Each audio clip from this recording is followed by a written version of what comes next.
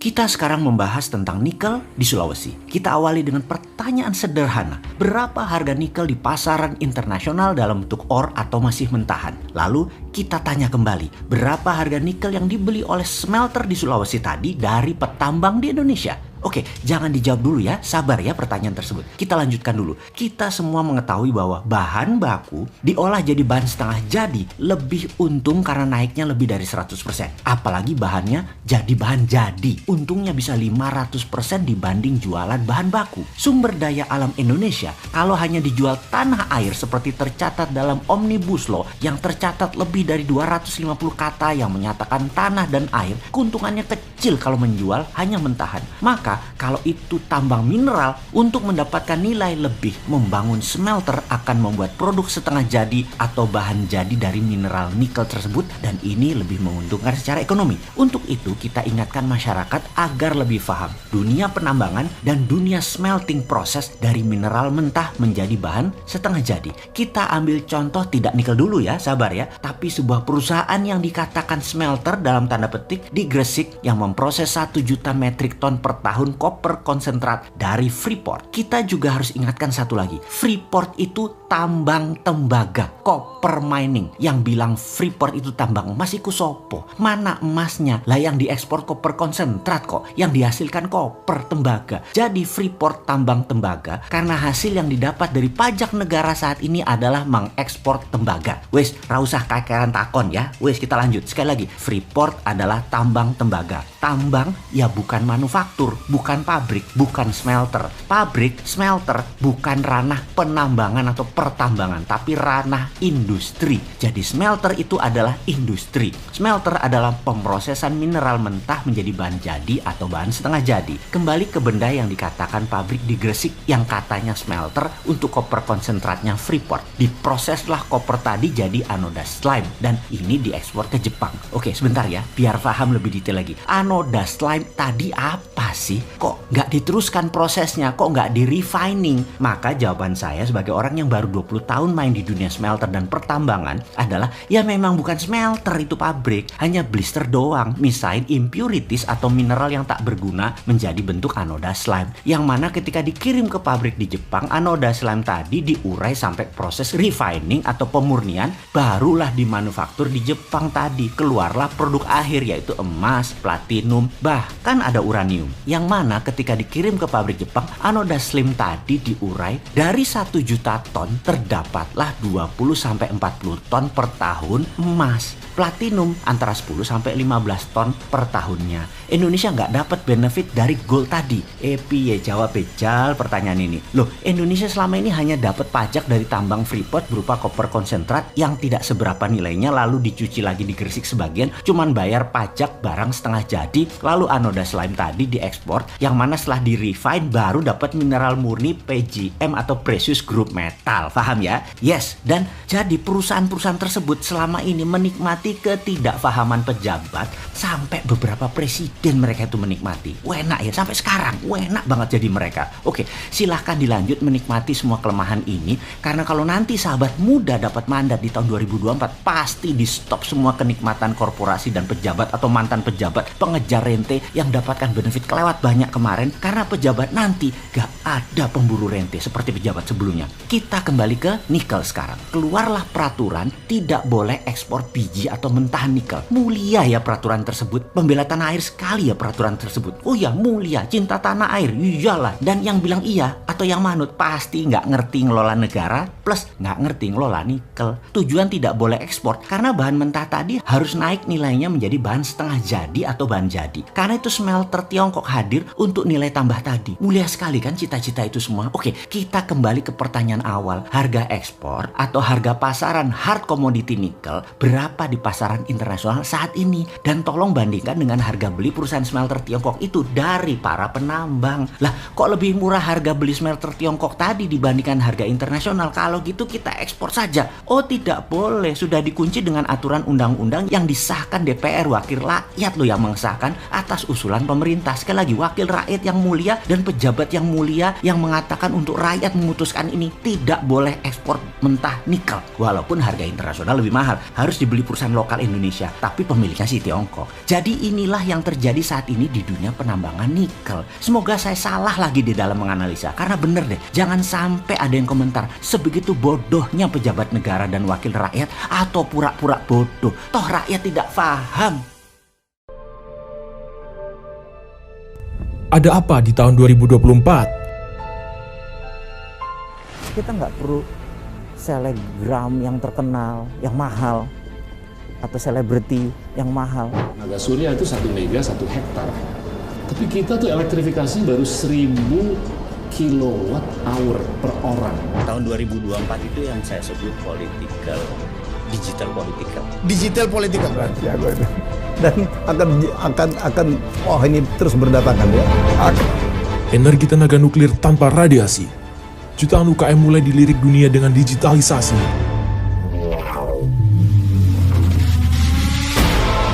Wisata jadi primadona dan bangun wisata virtual 3D berbasis metaversion. Kegilaan apa lagi yang akan hadir di tahun 2024 oleh 4 orang hebat ini?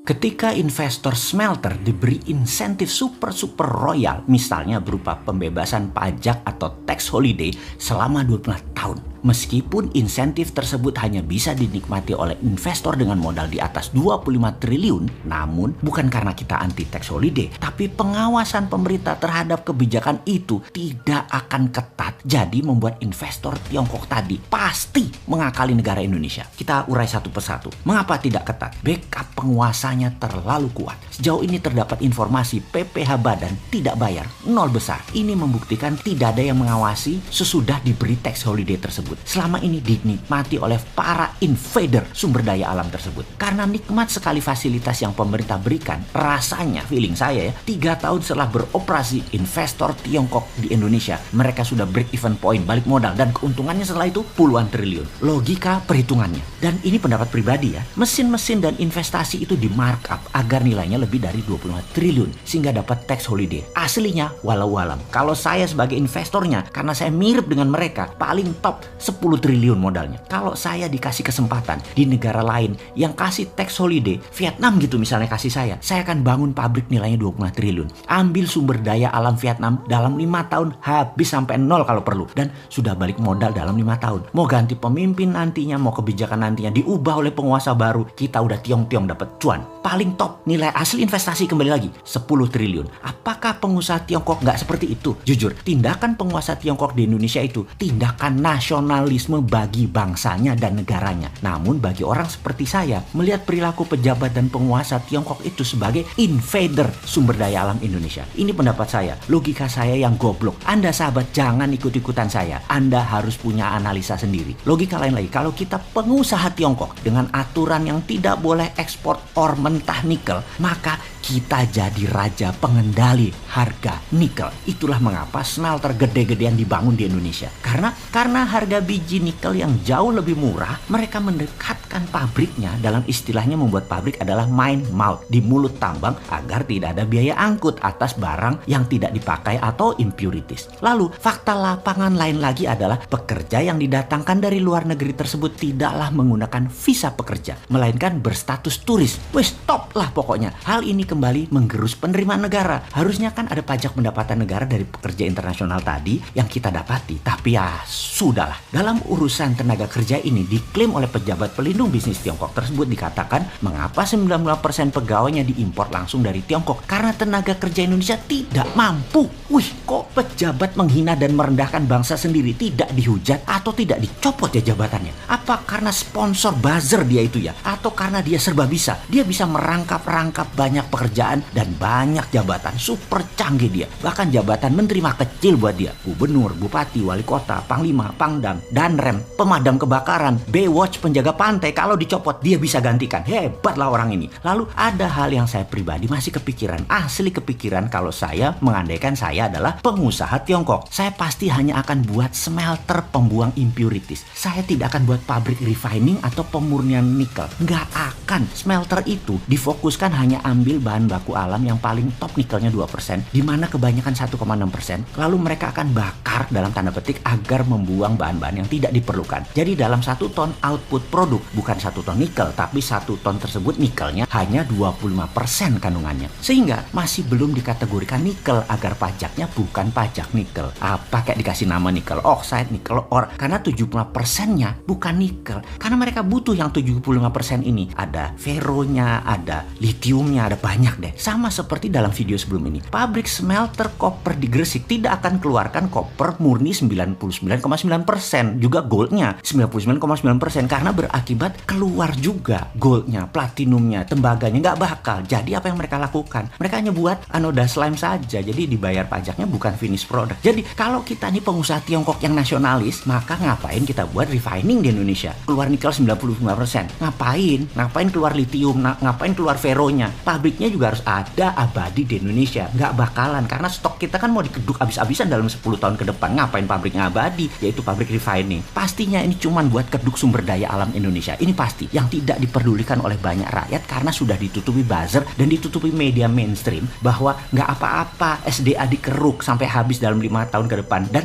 pabrik smelternya dicitrakan itu baik buat negara. Itulah yang kita tahu saat ini. Yang kita tanya kemudian, bener baik buat negara? Mana bukti setoran pajaknya? Kembali kalau kita jadi pengusaha Tiongkok, kita buat smelter hanya pembuang impurities, pabrik pemurnian tetap di Tiongkok. Pokoknya main cepat aja yang di Sulawesi. Bener kan kira-kira bayangan kita ini? 10 tahun, itu tinggal 4 tahun lagi. 2 tahun lagi BEP. 2 tahun full gaspol gigi 5, puluhan triliun disedot. Pejabat baru 2024 keras terhadap sumber daya alam. Mereka cabut dari Sulawesi. Sudah ambiar bonyok tuh sumber daya alam. Mungkin sudah tidak mineable atau tidak layak ditambang. Bukan habis depositnya, tapi rusak karena cara nambangnya yang aneh. Mereka yang lakukan adalah namanya brutal mining. Hajar yang paling cepat dan paling besar kandungannya di permukaan saja. Yang agak dalam dan kecil kandungannya. Kalau cara tambangnya benar, tetap bisa ditambang sampai habis. Namun cara mereka saat ini kalau kita lihat nambangnya, karena waktu kepepet, stok apa aja disikat cepat. Tapi ini kan pengandaian ya. Kalau kita jadi pengusaha Tiongkok, kalau kita pengusaha Indonesia di Vietnam yang dapat fasilitas tax holiday 2%, pasti kita akan markup. SDM juga bawa dari Indonesia. Kita hajar 10 tahun rata tanah tuh aset Vietnam. Finish produk tetap di tanah air Indonesia tercinta. Paham?